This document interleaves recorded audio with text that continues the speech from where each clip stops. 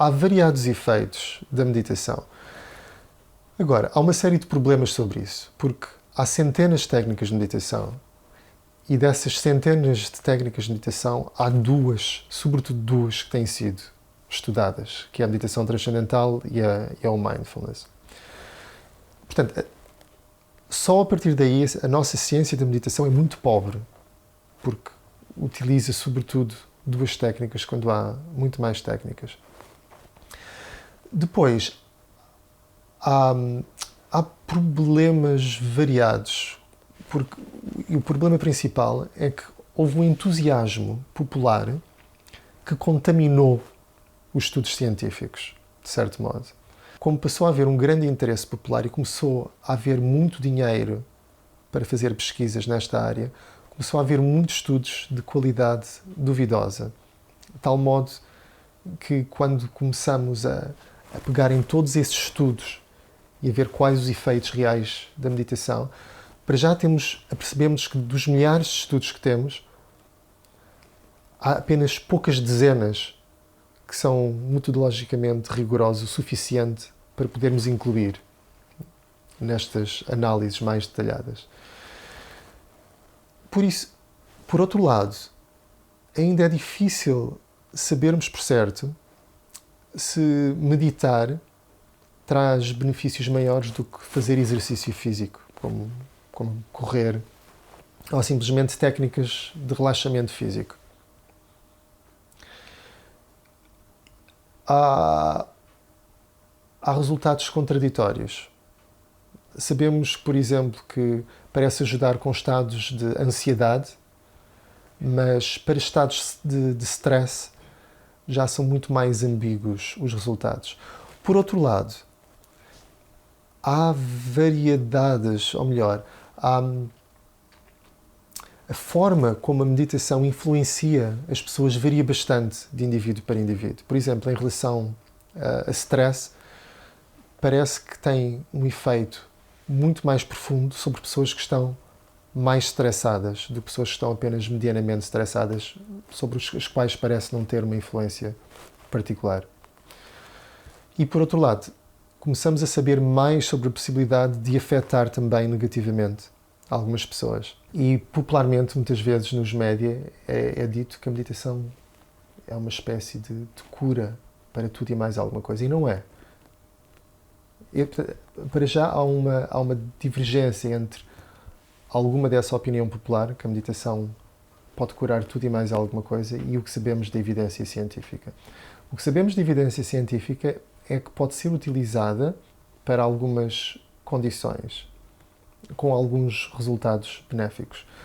De forma geral, é uma experiência de relaxamento, de descontração para a maior parte das pessoas. E depois sabemos também que para algumas pessoas, em vez de as tornar mais relaxadas, torna-as mais ansiosas ou até mais depressivas. E neste momento não sabemos bem porquê. Varia de indivíduo para indivíduo, varia também do contexto em que é utilizado.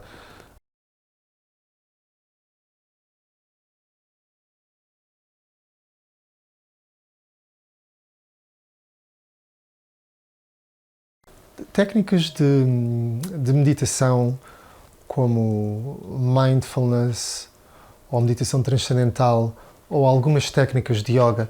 Hoje, quando falamos em yoga, muitas vezes falamos de coisas diferentes. O yoga, tradicionalmente, é uma filosofia com alguns métodos de meditação, mas nos dias de hoje, da forma como a encontramos nos nossos ginásios, é sobretudo uma espécie de ginástica. E a maior parte dessa ginástica não é muito antiga, foi inventada no princípio do século XX.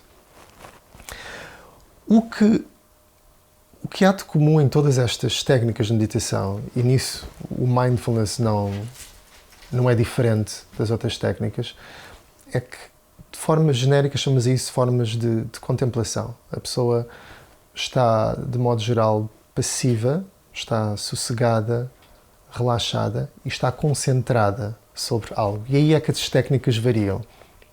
Em muitas das técnicas, a pessoa está concentrada numa imagem, isto utiliza-se também no cristianismo, de outras vezes está a focar num som e repete um som, e aqui, novamente, na nossa tradição cristã católica, o rosário pode ser entendido como uma forma de meditação.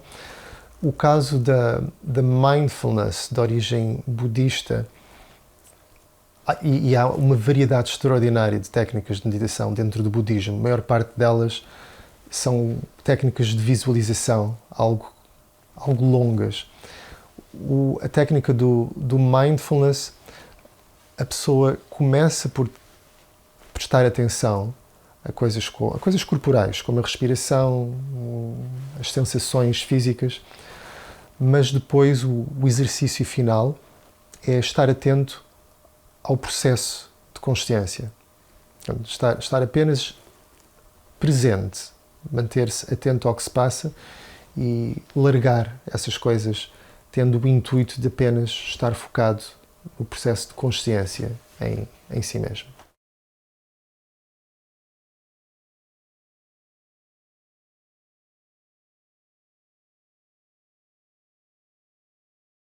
Agora, o que é que acontece em termos da ciência da meditação? Passam-se coisas muito diversas. Há, por um lado, tentativas de demonstrar que podem ser utilizados em termos de psicologia clínica, por exemplo, para tratamento de pessoas que já tiveram 3 ou mais episódios de depressão. E houve pessoas que desenvolveram um método específico de mindfulness para tratamento destas pessoas. Depois há outras pessoas que tentam ver o que é que potencialmente poderá ocorrer em termos de correlatos cerebrais da meditação, porque está ligado a um processo de concentração. Portanto, como é que isto é processado? Que alterações é que isto poderá trazer em termos do funcionamento cerebral? Depois há ainda um outro grupo de estudos que estão interessados em ver se a meditação pode tornar as pessoas mais empáticas, mais sensíveis ao sofrimento dos outros. Portanto, há todo esse tipo de interesse. Para além, claro, das pessoas que fazem os estudos da história destas técnicas, que é fascinante em si, e também agora dos sociólogos e antropólogos que estão fascinados a tentar entender porque é que isto se tornou algo da moda.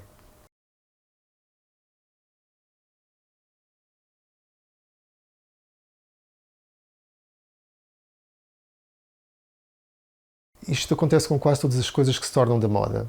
Há uma história por detrás disto. E numa sociedade industrial ou pós-industrial, em que há valores, sobretudo de individualismo, começa a haver uma série de doenças. Portanto, ao mesmo tempo que temos um controle maior sobre doenças físicas, começa a haver um maior adoecimento da psique mental. Não é? E isto nota-se há mais de 100 anos. Por exemplo, nos anos 20, nos Estados Unidos, começam a surgir técnicas de relaxamento corporal que são, de certo modo, formas de meditação. E os primeiros livros que são publicados nessa altura já têm como objetivo reduzir a tensão da vida moderna. Não é? Nós, nos dias de hoje, chamaríamos não tensão, mas stress. Não é? Portanto, há toda uma pré-história que explica, de certo modo, porque é que estas coisas, passado 100 anos, se tornam coisas da moda. Depois houve todo um movimento contracultural em alguns países dos Estados Unidos e da Europa, nos anos 60, em que começa a haver um grande interesse por técnicas contemplativas, técnicas basicamente, também por drogas psicodélicas, mas toda uma série de técnicas que possam levar a uma alteração da nossa consciência comum. E apesar de isto não se ter integrado imediatamente na cultura moderna comum, influenciou uma série de pessoas. Portanto, nos anos 70 começam a haver os primeiros estudos científicos da meditação, também estudos, juntamente com isso, de psicodélicos. E passados 50 anos, houve já muita gente muitos pesquisadores que foram influenciados por isso, muita gente que leu livros sobre o potencial dessas técnicas para induzir alterações na nossa consciência, e uma série de ideias populares que essas alterações de consciência nos podem levar a ver o mundo e a nós próprios de um modo diferente. E porque nós vivemos numa época muito mais individualista e muito mais subjetivizada, não é? Tudo muito mais a ver com o que se passa dentro de nós, os nossos processos de ver as coisas de modo diferente ou ter experiências novas. Tornámos interessados por isso, de certo modo, concomitantemente com o facto de ficarmos mais interessados em ter experiências de turismo exótico. Não é? É mais uma forma de experimentarmos o mundo e a nós próprios de modo diferente.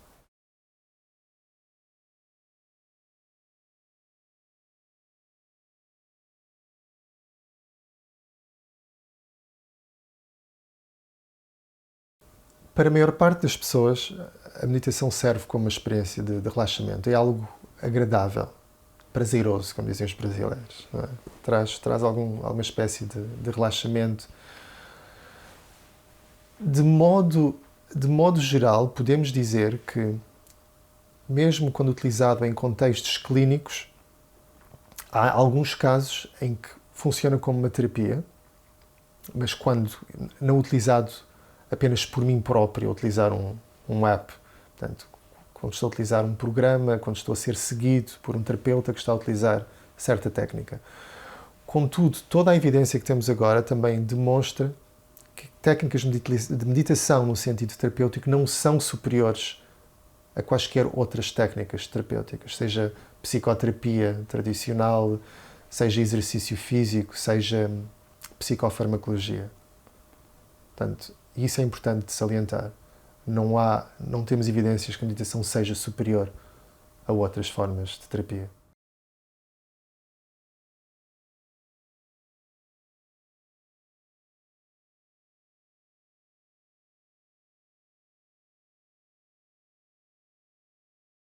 Podemos dizer que parte da meditação é uma aprendizagem de uma técnica.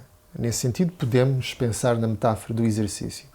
Contudo, a parte mais interessante da técnica de meditação é quando ela deixa de ser um exercício controlado e abre uma possibilidade ao imprevisto, àquilo que não é controlado. Isso é a mensagem comum de todas as tradições que utilizam técnicas de contemplação. É precisamente essas técnicas começam a ser interessantes num aspecto mais profundo quando deixam de ser utilizadas para controle pessoal e quando abrem portas ao imprevisto.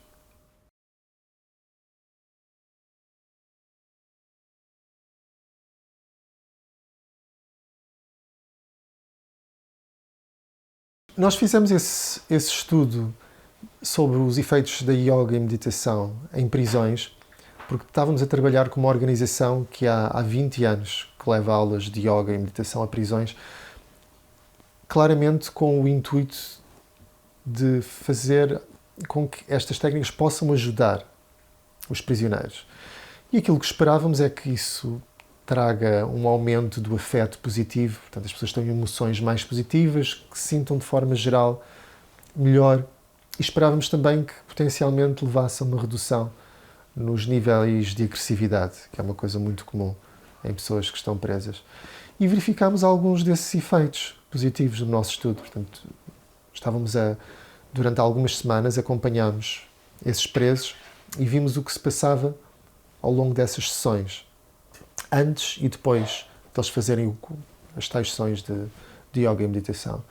E, de forma geral, ajudava algumas coisas, como trazer emoções mais positivas.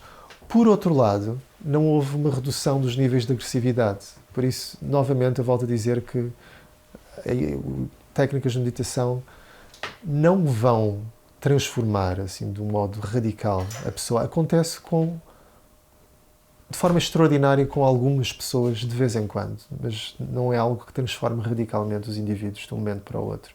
Por exemplo, vimos também no caso dos prisioneiros se eles se as pessoas que tomavam conta deles, ou seja, os guardas, se verificavam algumas mudanças no comportamento ou se eles tinham menos medidas disciplinares, verificámos isso também, mas não houve diferenças.